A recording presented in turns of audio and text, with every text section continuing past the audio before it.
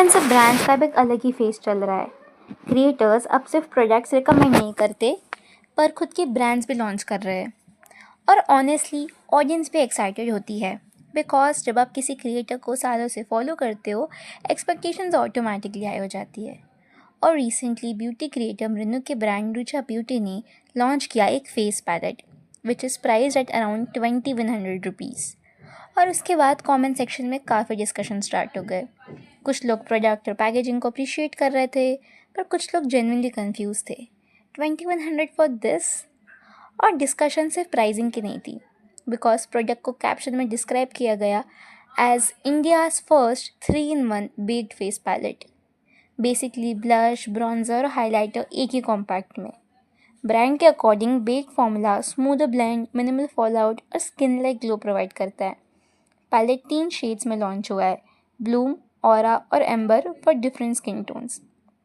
और honestly packaging का mention तो बनता है, फ्लोरल, कॉम्पैक्ट, लग्जरी वाइब और लॉन्च विजुअल्स भी काफ़ी प्रीमियम फील वाले थे। लेकिन फिर ऑडियंस ने प्राइस देखा। पैलेट का प्राइस है अराउंड 2100 रुपीज़ और यही डिस्कशन का बिगेस्ट पॉइंट बन गया। एक कमेंट था, this is to costly, I expected may be 999 या मैक्स 1200.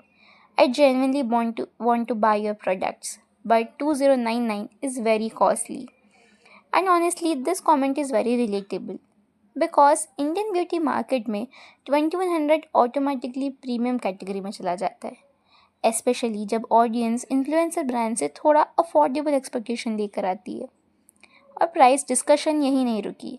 एक और कमेंट ने लिखा, You can afford 2000, but other girls cannot afford 2000 on a product like this. अब ऑब्वियसली लग्जरी प्राइसिंग रॉन्ग नहीं होती, हर ब्रांड अपनी पोजीशनिंग चूज़ करती है, लेकिन क्लियर अफोर्डेबिलिटी डिस्कशन काफ़ी स्ट्रॉन्ग थी। और कमेंट्स में सिर्फ प्राइस ही नहीं, प्रोडक्ट एक्सेसिबिलिटी और शेड रेंज भी डिस्कस हुई। एक यूज़र ने लिखा, if you provide single pods then it can be affordable, I want to try just blush but I have to buy whole palette. और ऑनेस्टली ये पॉइंट एक्चुअली इंटरेस्टिंग था because full combo palette सबके लिए convenient नहीं होता। कुछ लोग सिर्फ एक प्रोडक्ट के ट्राई करना प्रेफर करते हैं। और फिर शेड रेंज को लेकर भी कमेंट्स आए। एक कमेंट काफ़ी डायरेक्ट था, only 3 shades, you have been in this industry for years, you should know the struggle of finding perfect shades for brown skin girls. और ये कंसर्न सिर्फ इस ब्रांड तक लिमिटेड नहीं है, ब्यूटी इंडस्ट्री में शेड इंक्लूसिविटी का टॉपिक पहले से इम्पोर्टेंट डिस्कशन हो रहा है। अब आते हैं सेकंड बिग डिस्कशन पॉइंट पर। कैप्शन में फ्रेज यूज़ हुआ, India's first 3-in-1 baked face palette.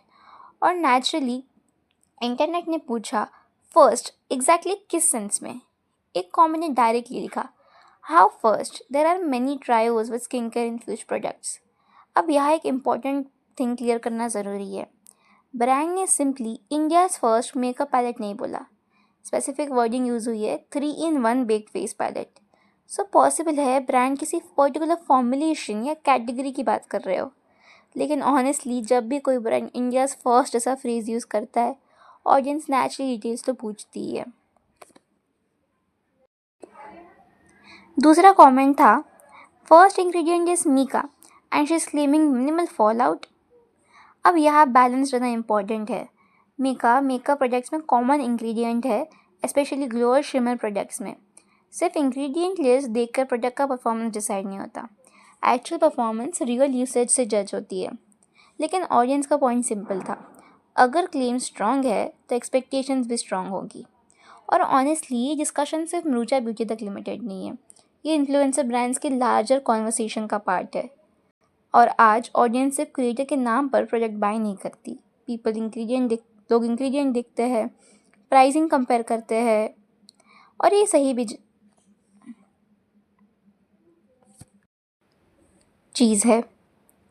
तो आपको क्या लगता है, क्या सच में पैलेट का प्राइस बहुत ज़्यादा है और क्या आप इसे लेना पसंद करोगे? Do let me know in the comment.